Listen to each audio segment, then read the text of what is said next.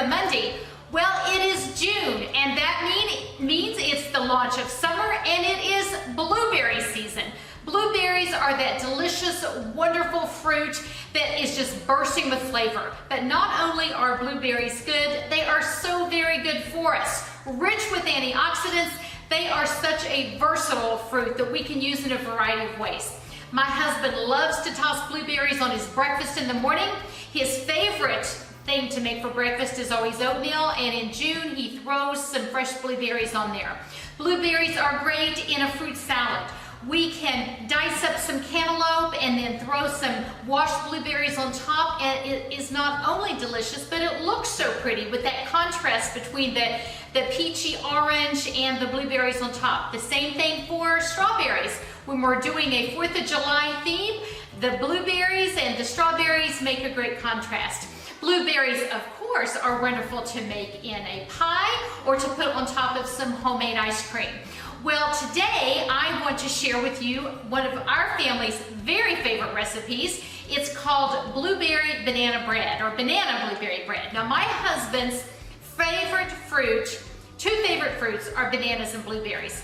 So when I found this recipe, I knew I was on a winner, and I knew I was going to hit it out of the park when I examined the ingredients and found out that it also called for oats, his favorite breakfast meal. So favorite breakfast food. So the fact that this recipe had all three of those ingredients meant I had to try it. I think I started making this back in the 80s, not even sure where I got it, but it has been a family favorite for many years. It is easy to make, and it freezes beautifully. If you watch this channel, you know how much I love to use the freezer, how much I love to double up on a recipe, and I'm gonna do that again today. I will add the recipe in the comment section below so you can print your own and do a single recipe amount. But as I make it today, you guessed it, I'm going to double the recipe so I have more to throw into the freezer. Now, before I get into the recipe, I wanted to show you my blueberry stash, because if you don't already do this, you should be doing this. This is a 2.5 gallon size freezer bag. I fill up at least 2 of these, if not 3 of these, every June. The great thing about blueberries is they're so easy to put up and to save so you can have some year round. In June, we love blueberries because they're fresh and delicious and good and readily available, and they're also so affordable. We can go out to a farm and pick them, and in fact, for many years when our children were home, that was always a June project with Kevin and the kids. He would take them all to the blueberry patch, and they would come home with all these delicious blueberries. So we would eat a lot of them, but I would also just open up a freezer bag and dump them in. Do not wash them first. Yes, you heard me right. Do not wash your blueberries first. If you wash them, they get all clumped together and you have to just break them apart. If you freeze them just as they are, they'll be like little marbles, and you can open up the bag, scoop out what you need to make your pie or your bread or whatever all during the year, seal it back up and put it away. You wash them right before you make them. Also, you'll need to check and make sure that you remove all the stems or maybe some little leaves that got in there, but just use a colander, throw them in there, and it's just so easy. So be sure and get out either to the blueberry patch, or if you're fortunate enough to find them in your local grocery store on sale. I usually hope for 99 cents. There were many years where I would catch them at 99 cents a pint, but sometimes I have to pay $1.09 or $1.19, depending upon where you live in the country. I'm sure they will be at a more affordable price than they are normally. So scoop up some, buy several, enjoy them now, but tuck some away in your freezer for later as well. Now, back to this delicious recipe. Now, it calls for 1/2 cup of shortening, but of course I'm doubling it. I got this all ready to go in my little handy dandy Pampered Chef measuring thing, and so that's all easy. So I have a cup of shortening in here. Yes, it looks very unhealthy, but we're gonna combat the effect of the shortening with those wonderful blueberries that we're putting in. The recipe calls for 1/2 cup, I'm using 1 cup. Then it calls for a cup of sugar. And so again, I'm going to do 2 cups of sugar because I am doubling my recipe.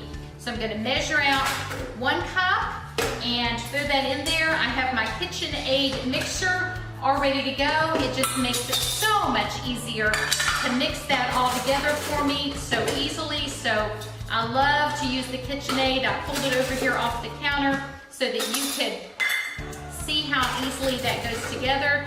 Kind of get the rest of this sugar measured out here, threw some on the counter, that's okay, make a mess when I cook.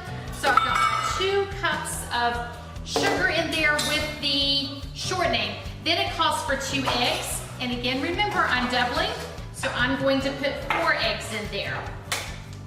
1, and I'm gonna go ahead and cream this together first, as it calls for me to. So I'm gonna get that going while I have the shortening and the sugar getting beat together. I'm gonna go ahead and mash up the bananas. Now you'll notice I've got all my ingredients lined up here. These are very ripe bananas, and that's what the recipe calls for. My husband actually likes to eat these this way. I don't enjoy them so much when they're overripe. I like bananas more on the green side. He says they taste kind of gummy that way. So we make a good team in many ways, but especially when it comes to sharing bananas. But these just peel off very nicely. You can smell the banana smell. I peel off all of that. I like to use a potato masher to mash mine up and get them all nice and mashed and ready to go into the recipe. It calls for a cup of mashed bananas, so I'm going to need 2 cups. Let me get these all measured out, and let's see how this is coming along. I'm going to give it a little bit more of a whirl here to go a little faster. Let me stop that with the shortening down off the side so that it gets nice and creamy and all there together. I know it doesn't look very healthy, but it will taste also delicious. And remember, the oats and the blueberries are in there. Now when I checked, I keep some shortening on hand just for baking. I only use it when a recipe calls for it. But I do know that if you don't have shortening, you can substitute some butter. I think you'll need to check and Google that. I think if you do decide to use butter instead of shortening, that you'll need to increase the amount of butter that you add just slightly, or margarine. Either one of those, if you add it, you need to add just a little bit more. If you use, I think I also have read that you can use some lard, but if you use lard, it takes just a little bit less. So that sounds probably even less healthy than using shortening, but those are also options. I guess in a bind or in a pinch, you could also just use some plain old oil. But since the recipe called for shortening, and I had shortening, that's what I decided to add. Now I did 2 bananas. I never quite remember how many bananas it takes to make a cup. And I'm just using this little measuring deal. I probably should have used a liquid measuring cup, but since this was already dirty, I like to use things that I have.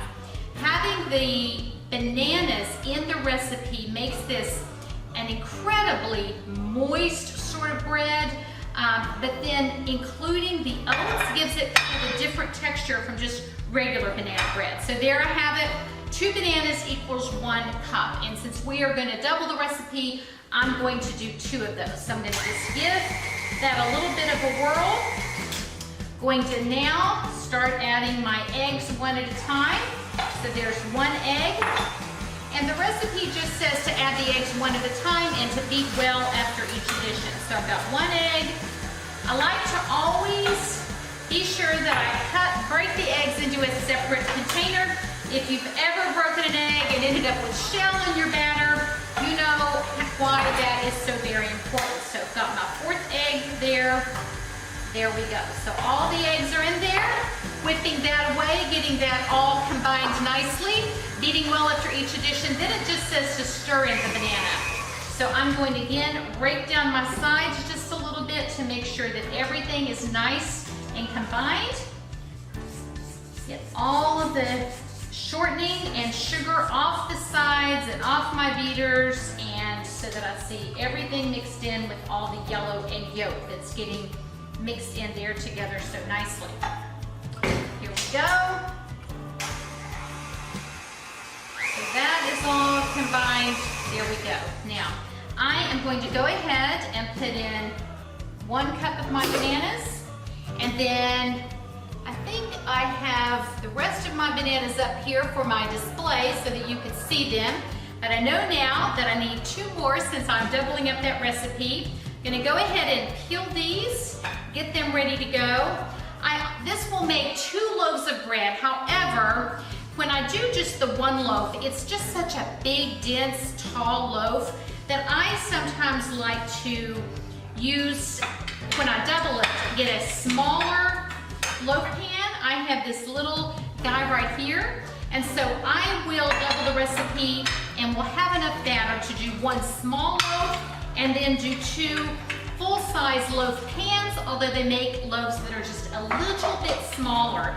And that way I have a small one in case I want to give one away, or if it's just Kevin and me here and we just want to have a little bit of that and maybe not tempt ourselves with having that whole loaf laying around all week. I may keep it in the freezer, and if the kids are coming, or if I have someone I want to deliver a gift to, I've got that whole loaf of bread to take care of. So here we go. I got this last bit of banana all raked up and ready to go. So 2 loaves, 1 cup of banana per loaf. I'm putting in 2 cups since I'm doubling my recipe. So there we go. Now it says just to stir this in. So I'm going to just do this on that very first number on my KitchenAid, that number 1, and that's the stir feature. She's just gonna get stirred in there very, very slowly, stirring that in. Then it calls for combining the remaining ingredients. So let me grab another batter bowl here to work on my dry ingredients. Move this out of the way. Now we're gonna need a ½ cup of oats, but again, because I'm doubling my recipe, I'm just gonna dig in here and grab a whole cup of oats. So there we go, 1 cup of oats. I am gonna go ahead and preheat my oven now, convection bake. I have the oven preheating. Let's go ahead and finish getting our dry ingredients mixed together. So I have a cup of oats and I need a cup of nuts. Now you can use walnuts, you can use pecans, just whatever is your preference. I like either one, but I am going to do special and do pecans on this particular one. So I've got a cup of nuts in there. Then it calls for 1½ cups of flour. And again, because I'm doubling, I will be putting in 3 cups of flour. So there's 1 and 2 and 3. I think my liquid ingredients are all stirred together nicely. So I'm gonna go ahead and stop that. See how we're doing here. Give that a little stir. And very liquidy, there we go. So next up is, I've got the nuts, I've got the flour. I need a teaspoon of soda. So we're gonna double this. I'm gonna go to 2 teaspoons here for my soda. And then for the salt, it calls for 1/4 of a teaspoon, so I just need a ½. So let me get over to that number and measure that. And there's my ½ Okay, grab a spoon to start stirring all this together. Make sure, I always like to read back through when I get distracted and I'm in a big way of doing things. Sometimes I forget, so I always look back over my ingredients. Dry ingredients, ½ cup of oats, I've doubled to 1. ½ cup of nuts, I've doubled to 1. Teaspoon of soda, I doubled to 2. 1½ cups of flour, I doubled to 3, and I got the salt. So it looks like we have everything in here, combined all these remaining ingredients, and then it does say to go ahead and put the blueberries in the dry ingredients. Now you might think, well, it seems like you ought to put the blueberries in last. By mixing the blueberries in here now, it lets them get coated well, and I'm going to get a deeper bowl for this. It's just not quite deep enough, and I want to have plenty of room to mix my liquid in. This green bowl came from my grandma's house, so I like to use Mama B's bowl once in a while. I love having things that belong to people I love, because then when I use them, it reminds me of them. It reminds me of cooking in her house and the strange kitchen that she had with the burners that sort of pulled out from underneath the oven. The oven was on top and these burners sort of slid and hid underneath. It was the strangest oven that I've ever seen.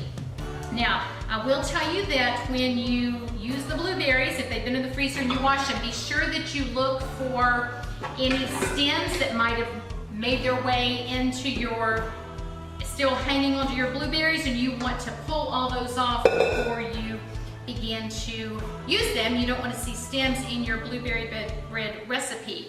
So I'm mixing together 2 cups of this. There's quite a bit of dough. It's very liquidy. So I'm going to get all my dry ingredients mixed together. Add the cream mixture, it says, and stir it just until it is moist. So I just need to get all of, it's more difficult when you double, of course, because there's more dough to deal with. But the reason I just always like to double is if I'm going to make that mess, I would like to have twice as much to show for it. And so it takes as much mess to make it once as it does to make it twice. And if I've got it all tucked away in my freezer, then I am ready when I need to pull that out.